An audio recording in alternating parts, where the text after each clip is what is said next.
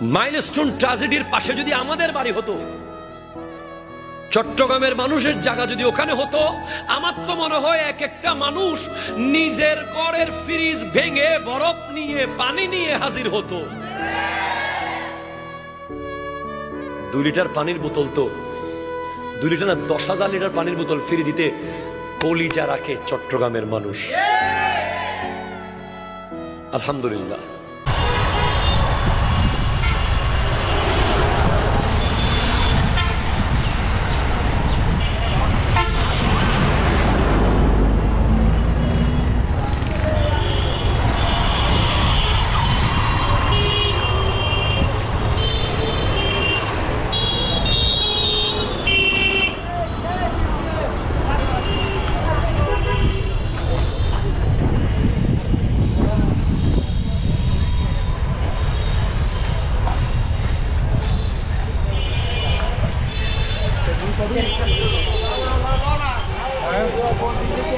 Ayo,